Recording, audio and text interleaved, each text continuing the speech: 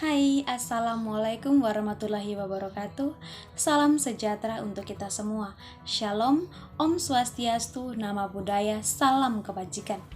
Perkenalkan, nama saya Immanuela Ades Delicia Baukale, NPM 200401040003, Prodi Pendidikan Pancasila dan Kewarganegaraan Angkatan tahun 2020, Universitas PGRI Kanjuruhan Malang. Asal saya dari NTT, tepatnya di Atambua. Pada kesempatan ini saya akan mempresentasikan materi dengan judul penulisan karya ilmiah. Oke, baik.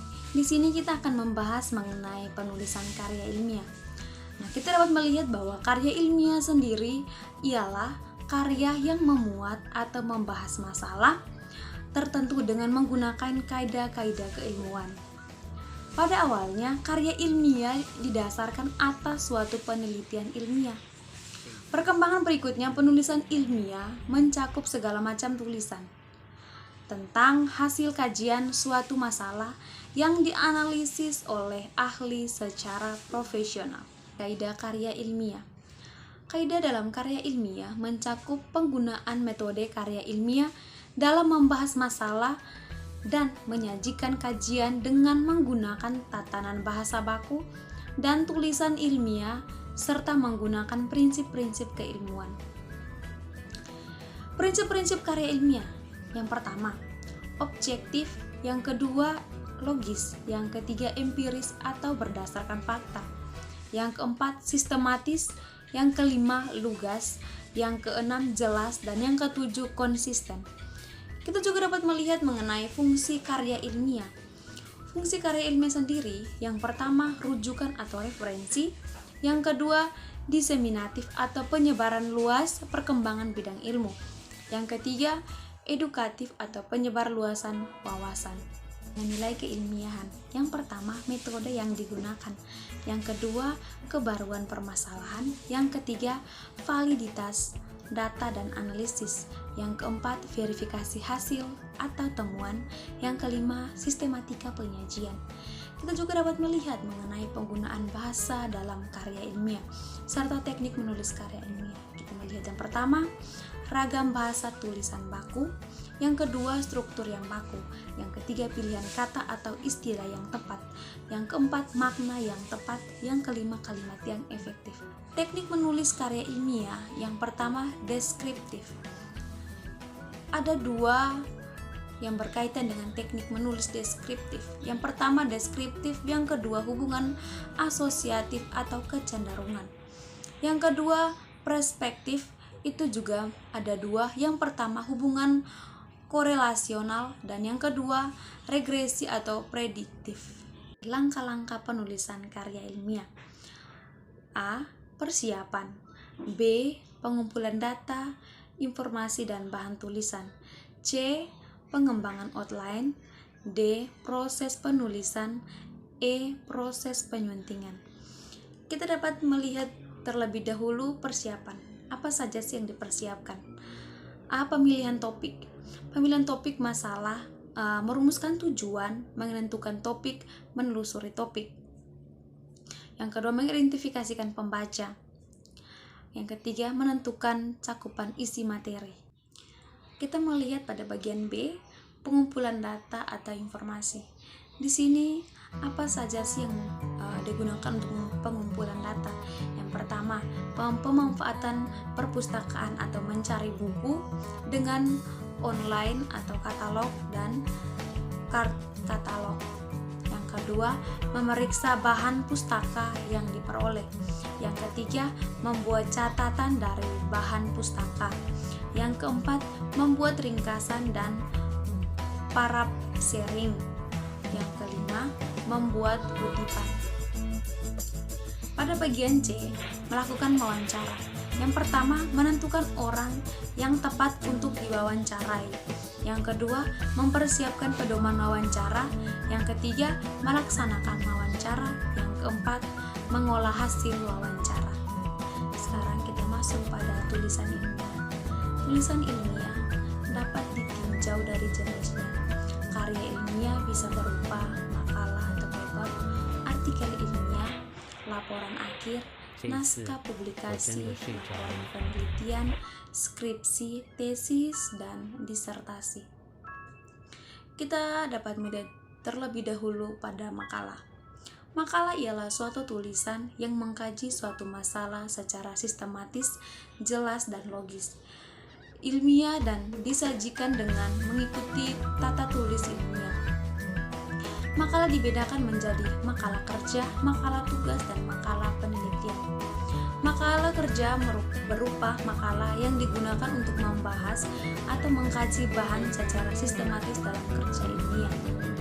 Sedangkan makalah tugas biasanya digunakan untuk bahan diskusi, memenuhi sebagian syarat tugas kuliah sebagai laporan suatu mata kuliah, pembahasan suatu masalah walaupun tidak terlalu mendalam. Yang berikutnya makalah penelitian. Biasanya berupa pembahasan hasil penelitian, bisa dalam bentuk draft atau bagian dari kerja penelitian itu sendiri. Bagian-bagian makalah.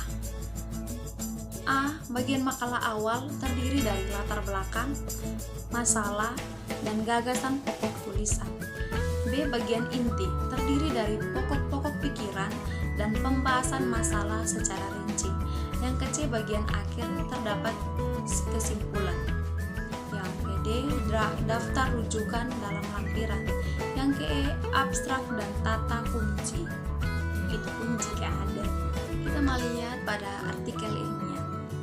Artikel yang dimuat dalam jurnal ilmiah bukan materi ilmiah yang dimuat dalam buku referensi, proceeding, pertemuan ilmiah, atau media keseharian.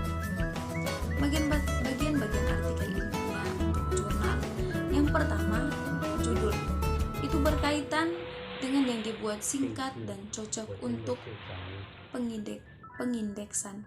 Yang kedua, baris kredit. Mencakup nama pengarang dan nama lembaganya yang dicantumkan alamat surat. Yang ketiga, abstrak. Itu mencakup ringkasan permasalahan dan pemecahan. Yang keempat, kata-kata kunci, mengacu pada judul dan pengindeksan. Yang kelima, introduksi, mengacu pada permasalahan dan parameter. Yang keenam, materi dan metode, mencakup pada jawaban bahan dan cara kerja melakukannya. Yang ketujuh, temuan, berkaitan dengan tampilan daya yang mewakili dan kodifikasinya. Yang kedelapan, diskusi, berkaitan dengan pembahasan dan pemaknaan hasil. Yang kesembilan, referensi, berkaitan dengan rujukan sumber informasi secara cermat. Yang berikutnya kita akan melihat mengenai artikel konseptual. Yang pertama, menawarkan informasi empiris yang relevan. Yang kedua, menelusuri perkembangan teori atau konsep untuk memperhalus atau mempertajam. Yang ketiga, menawarkan teori atau konsep baru. Yang keempat, menunjukkan kelemahan atau kekuatan teori atau konsep yang ditawarkan. Artikel penelitian. Yang pertama, satu kesatuan utuh dokumen. Yang kedua, menuliskan setiap langkah atau prosedur. Yang ketiga, menuliskan hasil yang diperoleh dari kegiatan penelitian. Isi-isi artikel hasil penelitian. Yang pertama, mendeskripsikan atau mengklarifikasikan masalah. Yang kedua, menyingkat dan menginformasikan temuan sebelumnya. Yang ketiga, mengidentifikasikan hubungan, kontradiksi, jarak, dan inkonsistensi dalam literatur. Yang keempat, mengusulkan langkah pemecahan masalah. Kita juga akan melihat mengenai tulisan non-ilmiah yang berkaitan dengan berita ringan, yaitu tulisan yang mengkaji informasi yang bersifat menghibur, berupa soft news, interpretative news, humas interest news. Yang kedua, feature news, yaitu tulisan mengenai fakta, kejadian, peristiwa, atau proses yang disertai riwayat terjadinya, duduk perkara, proses pembentukan, dan cara kerjanya. Artikel non-ilmiah, yaitu tulisan yang memuat suatu masalah, berikut pendapat atau opini, serta pendirian penulis tentang suatu masalah. Misalnya tulisan kolom opini. Yang kedua, laporan non-ilmiah, yaitu tulisan tentang suatu persoalan yang disusun secara berurutan, rinci, dan lengkap berdasarkan pengamatan sendiri. Sebelum saya mengakhiri presentasi pada hari ini, jika ada yang ingin ditanyakan, silakan menulis pada kolom komentar. Terima kasih atas waktunya untuk menonton presentasi saya kali ini. Semoga presentasi ini dapat menambah wawasan teman-teman. Apabila ada kata-kata yang kurang berkenan di hati saudara-saudari sekalian, saya mohon untuk dimaafkan. Akhir kata, Assalamualaikum warahmatullahi wabarakatuh.